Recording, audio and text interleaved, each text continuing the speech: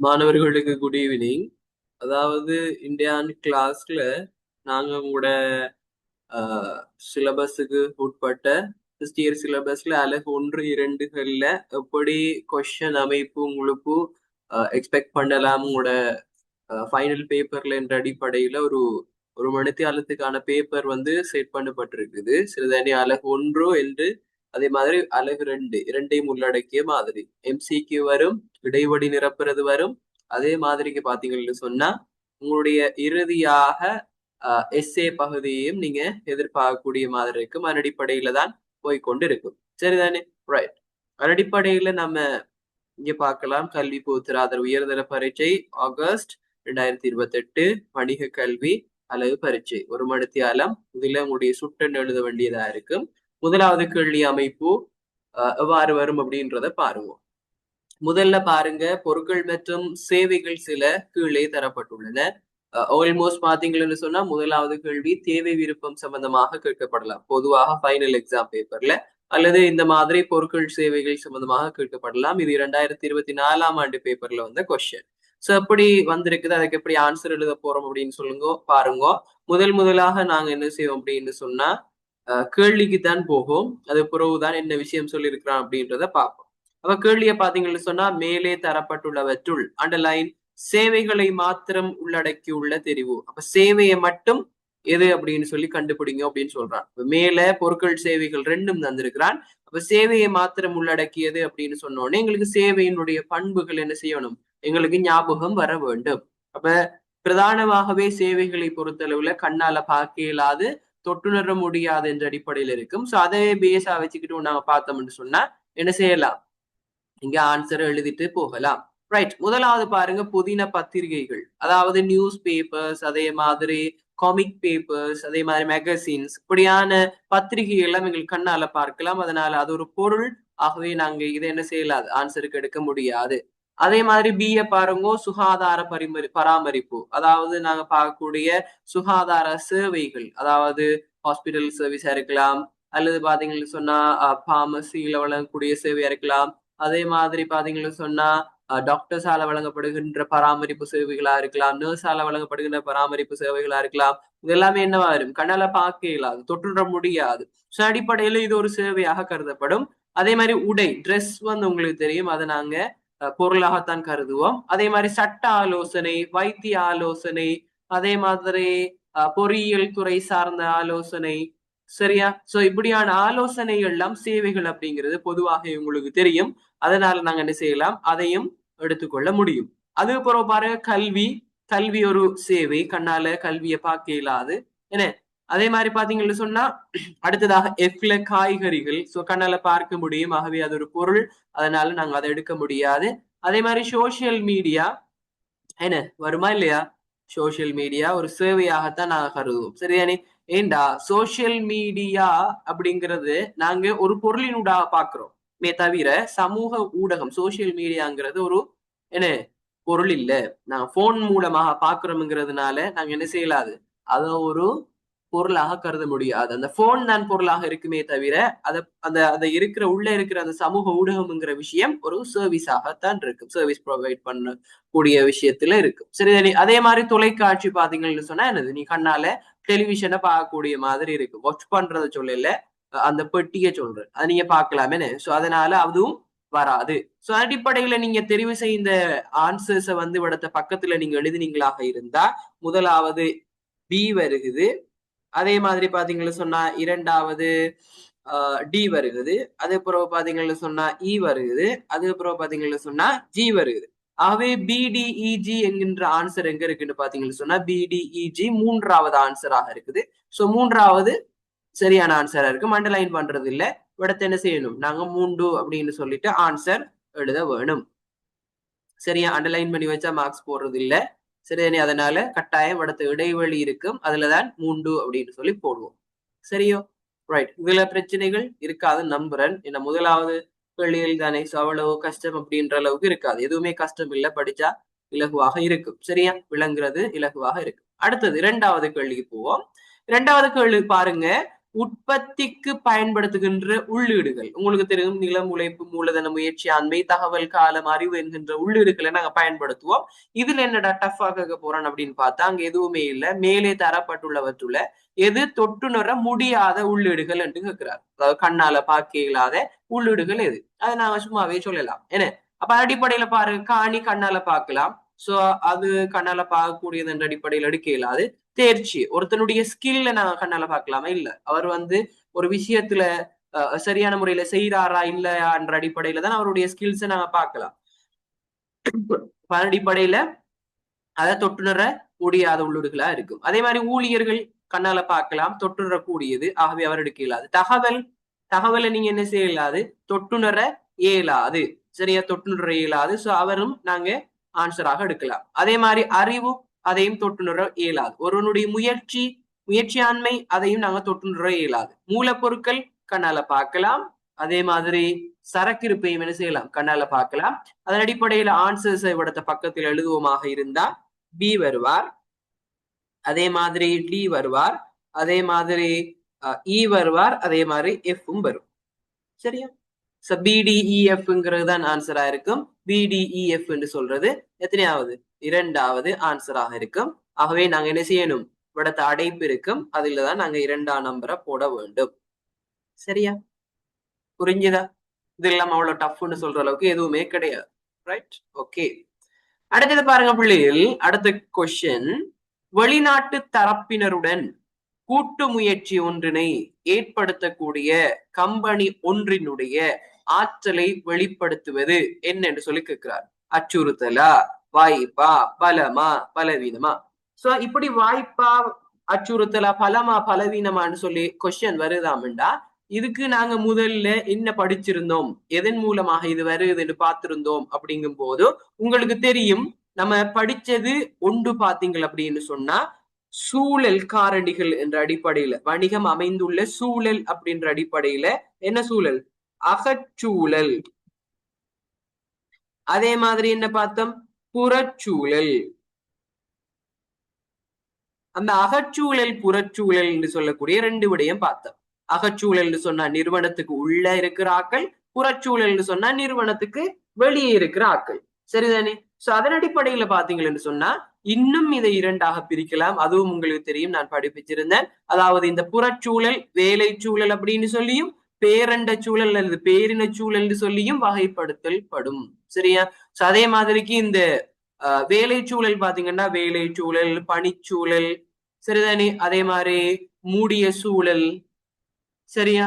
So அந்நிய சூழல், இப்படியான பெயர்களையும் அழைக்கப்படும். அப்ப அகச்சூழலுக்குள்ளே ஆறாறு வருவா அப்படின்னு சொன்னா உங்களுக்கு தெரியும், ஊழியர் வருவார், உரிமையாளர் வருவார், முகாமையாளர் வருவார், நிறுவன வளங்கள், நிறுவன கட்டமைப்பு, கலாச்சாரம், இப்படியான விடயங்கள் இருக்கும். அதே மாதிரி அந்நிய சூழல்ல பாத்தீங்கன்னு சொன்னா வாடிக்கையாளர்கள், வழங்குனர்கள், போட்டியாளர்கள், அதே மாதிரி பாத்தீங்கன்னு சொன்னா அரசாங்கம் இதுக்குள்ள வருது என்ன, பேரண்ட சூழலுக்குள்ள, அரசியல் சூழலுக்குள்ள பாத்தீங்கன்னா. அதே மாதிரி பாத்தீங்கன்னு சொன்னா அந்நிய சூழலுக்குள்ள எதிர்கால முதலீட்டாளர்கள் வருவாங்க, பிரதியீட்டு பொருள் உற்பத்தியாளர்கள் வருவாங்க. இதெல்லாம் நாங்க பார்த்தோம். அதே மாதிரி இங்க பெஸ்டல் பார்த்திருந்தோம். சரிதானே? அதாவது பேரண்ட சூழலுக்குள்ள பெஸ்டல் அப்படின்னு சொல்லக்கூடிய விஷயம் பார்த்திருந்தோம். அதாவது பொலிட்டிக்கல் என்வாரன்மெண்ட், அரசியல் சூழல், அதே மாதிரி எக்கானமிக், அதாவது பொருளாதார சூழல், சோசியல் அண்ட் கல்ச்சர், சமூக கலாச்சார சூழல், டெக்னாலஜிக்கல் என்வாரன்மெண்ட், அதே மாதிரி என்னது அடுத்தது பார்த்தோம் லீகல் என்வாரன்மெண்ட் பார்த்தோம்.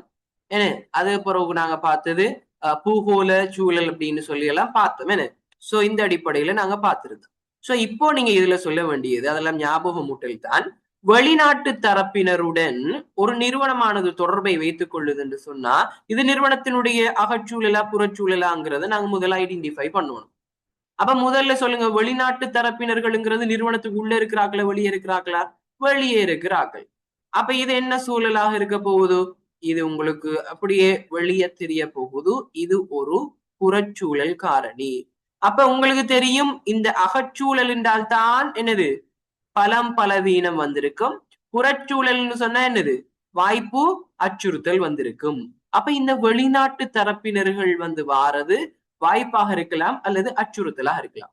இந்த வெளிநாட்டு தரப்பினரோட நாங்க ஒரு கூட்டு முயற்சி சேர்ந்து ஒரு முயற்சியில ஈடுபட்டோம்டா எங்களுக்கு அது பலமா பலவீனமா வாய்ப்பா அச்சுறுத்தல நாங்க ஃபில்டர் பண்ணி எடுத்துட்டோம் வாய்ப்பு அல்லது அச்சுறுத்தல் தான் வரும் என்று சொல்லிட்டு அதன் அடிப்படையில இங்க பாத்தீங்கள் என்று சொன்னா என்னது வாய்ப்பாக இருக்கும். சரியா? ஏன் வெளிநாட்டு ஆட்களோட நீங்க கொலாபரேட் பண்றீங்க சேர்ந்து வேலை செய்ய போறீங்க அப்ப அவங்க மூலதனத்தை கொண்டு வருவாங்க அவங்களோட வேலை செய்யக்குள்ள அவங்களுடைய ஐடியாஸ் வரும் அவங்களோட தீர்மானம் எடுக்கக்கூடிய நல்ல தீர்மானங்கள் எடுக்கலாம் அவங்க வெளிநாட்டுல இருந்து வளங்களை கொண்டு வருவாங்க இதெல்லாம் என்னது வாய்ப்பாக இருக்கும் அப்ப answer is going to be second one ரெண்டாவது அடைப்புல போடுவீங்க. சரியா பிள்ளைகள்? ரைட். இதுல அதுதான் விஷயம். நீங்க சூழல் சம்பந்தமாக தெரிந்திருந்தால் ஆன்சரை இலகுவாக எழுதி கொள்ளக்கூடிய மாதிரிக்கு இருக்கும். ஓகே, இங்க பாருங்க நாலாவதுல ஆனா வலுசக்தி விரயத்தினை குறைப்பதில் கரிசனை செலுத்துவது நிலைபேறான தன்மையாகும். அப்ப இங்க நாங்க என்ன செய்யணும்னு சொன்னா ஒவ்வொரு இந்த இடைவெளி வருகின்ற பகுதிகளை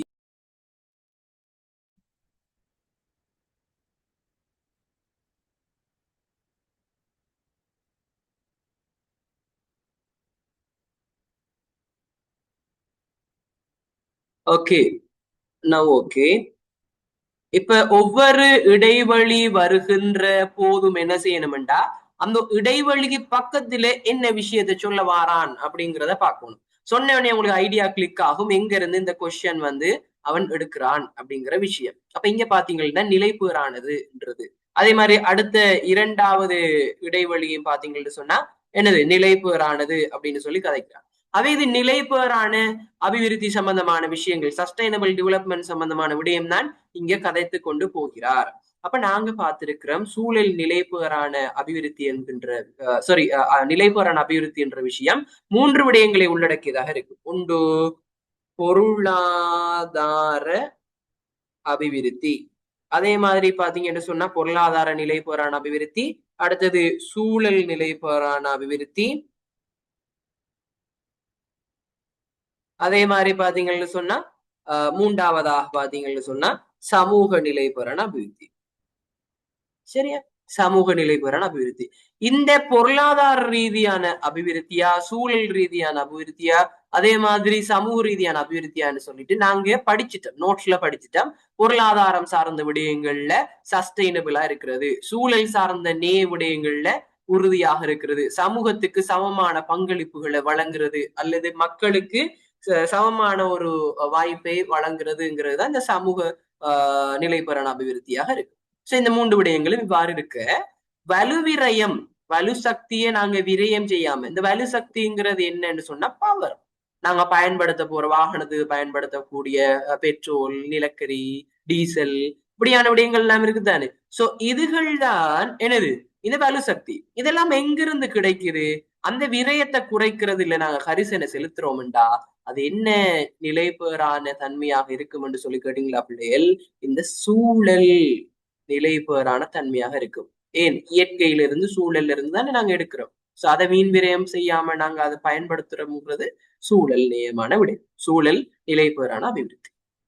அதே மாதிரிக்கு அதேவேளை சமத்துவம் எல்லோரும் சமன் அப்படிங்கிற விஷயத்துல நாங்க கரிசனை செலுத்துவோம் என்று சொன்னா அது எங்க அது சமூகத்தை அடிப்படையாகும் நாங்க பாக்குறோம் எல்லா மக்களும் சமனான வாய்ப்புகளை பெற வேண்டும் அப்படிங்கிறது தான் இந்த நிலைப்பேறான அபிவிருத்தி. சோ சமூக நிலைப்பேறான அபிவிருத்தியாக இருக்க போகுது.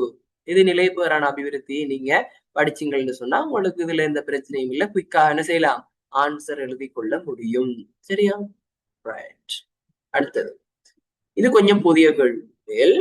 வணிகம் ஒன்று நிர்ணயிக்கப்பட்டு ஆக குறைந்த சம்பளத்தை வழங்குவது பொறுப்பாகும். அப்ப நான் சொல்லி இருக்கிறேன் வளமையா இந்த இடைவெளியை பார்ப்பீங்கள் அதுக்கு பக்கத்துல இருக்கிற விஷயத்த நோட் பண்ணுவீங்க அது சார்ந்துதான் கேள்வி வரப்போகுது.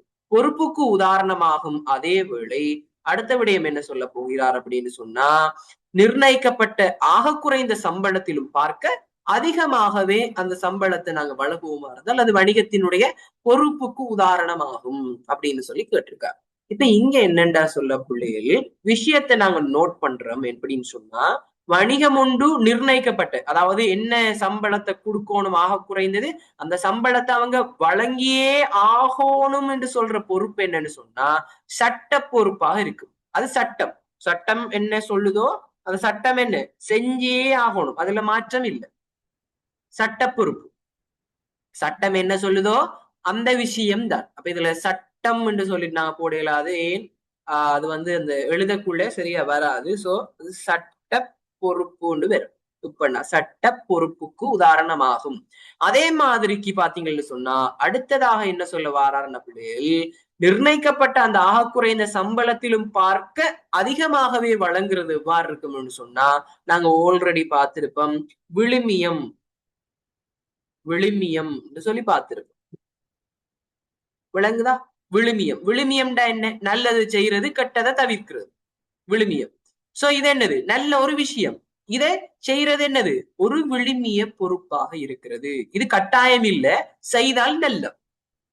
கட்டாயம் அவங்களுக்கு கூடுதலான, அதை விட கூடுதலான சம்பளம் கொடுக்கணும் தான் என்றது இல்ல. ஆனால் கொடுத்தா நல்ல. ஊழியர்கள் மத்தியில் உங்களுடைய நன்மதிப்பு, நம்பிக்கை எல்லாம் அதிகரிக்கும். புரியுதா? சோ இங்க பார்த்த புதிய விஷயம் என்னன்னு சொன்னா இந்த நிறுவனத்துக்கு உள்ள 2 விதமான பொறுப்புகள் இருக்குது. ஒன்று சட்ட ரீதியான பொறுப்பு இருக்கு ஒரு ஒரு ஒரு நிறுவனத்துக்கு.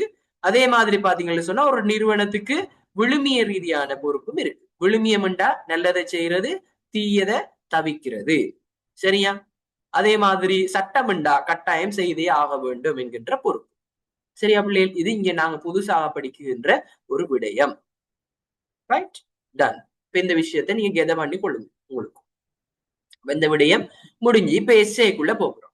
எஸ்ஏக்குள்ள எப்படி அணுகிறது அப்படின்னு சொன்னா முதல் கொஸ்டினை நாங்க வாசிச்சிருவோம். அதுக்கு பிறகு என்ன செய்வோம்? இங்க போயிட்டு நாங்க தேடுவோம். இங்க தேடிட்டு திருப்பி வந்து இதுக்கு ஆன்சர் எழுதிட்டு திருப்பி போயிட்டு தேடிட்டு இதுக்கு ஆன்சர் எழுதிட்டு நிறைய டைம் முடியும். அப்ப இங்க பாருங்க, முதலாவது கேள்வி, ஆனந்தி வணிகம் எந்த உற்பத்தி துறைக்கு உரித்தானதாகும்? உமது